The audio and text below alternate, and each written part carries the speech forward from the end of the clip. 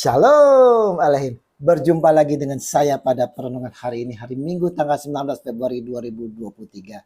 Mari saudara, di minggu yang cerah ini saudara, kita mau berdoa mengucap syukur kepada Tuhan di dalam doa kita, dan kita mau saling menyapa dan memberi senyuman kepada saudara-saudara kita.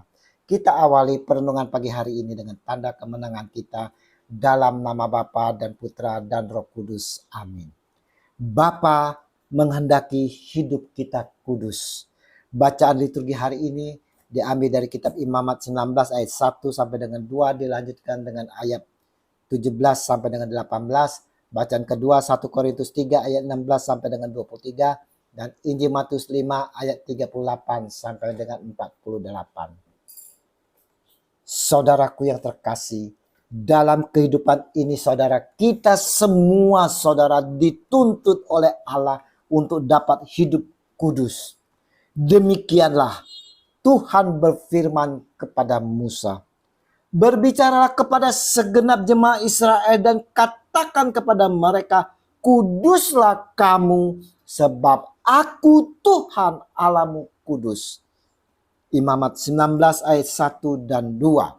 Saudaraku, Tuhan Allah telah memberikan pedoman untuk hidup kudus di dalam hukum Taurat saudara. Dan oleh Tuhan kita Yesus Kristus merangkumkan kehidupan kudus dalam hukum Taurat menjadi hukum kasih. Jadi saudara, di dalam kasih tak ada saling menyakiti, tak ada benci, dendam. Dalam kasih tak ada lagi menghakimi atau iri dengki saudara. Dalam kasih ada pengampunan. Dalam kasih saudara-saudara yang terkasih, kita melihat orang lain sebagai sesama saudara kita saudara. Harus saling mengasihi dan saling menopang dan mengampuni. Untuk itulah Tuhan Yesus mengajarkan kepada kita, kasihilah Tuhan Allahmu dengan segenap hatimu dan dengan segenap jiwamu dan dengan segenap akal budimu dan dengan segenap kekuatanmu. Dan hukum yang kedua ialah kasihilah sesamamu manusia seperti dirimu sendiri. Tidak ada hukum lain yang lebih utama daripada kedua hukum ini. Markus 12 ayat 30 dan 31. Bahkan saudaraku, musuh kita yang telah menyakiti kita, kita harus mengampuni dan berdoa baginya. Inilah kata Yesus di dalam Injil hari ini. Tetapi aku berkata kepadamu, kasihilah musuhmu dan berdoalah bagi mereka yang menganiaya kamu. Markus 5 ayat 44.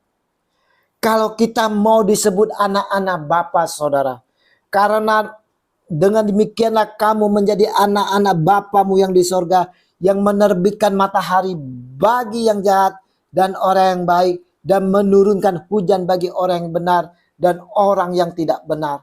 Matius 5 ayat 45. Maka saudara, kita harus dapat mengasihi sekalipun itu musuh kita. Kita harus mengasihi dan mendoakannya saudara.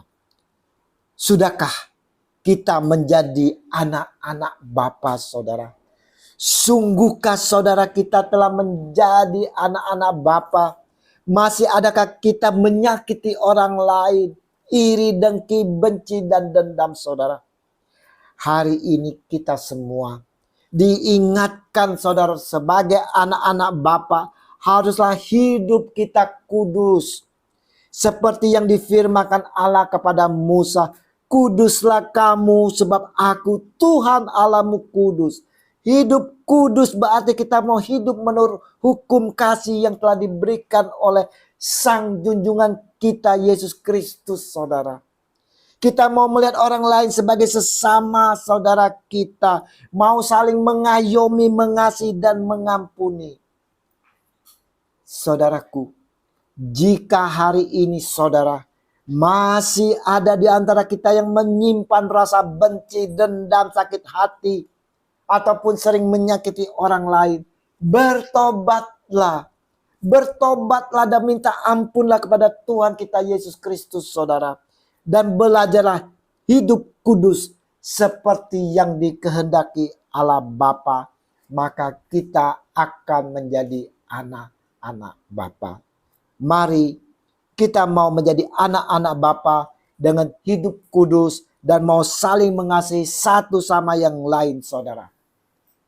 Kemuliaan kepada Bapa dan Putra dan Roh Kudus, seperti pada permulaan, sekarang, selalu, dan sepanjang segala abad. Amin. Dalam nama Bapa dan Putra dan Roh Kudus. Amin. Selamat berhari Minggu. Mari kita persiapkan hati bersama keluarga kita untuk menyambut Tuhan kita Yesus Kristus di dalam perjamuan Ekaristi. Dan terimalah perutusan karena kita diutus. Shalom Aleichem.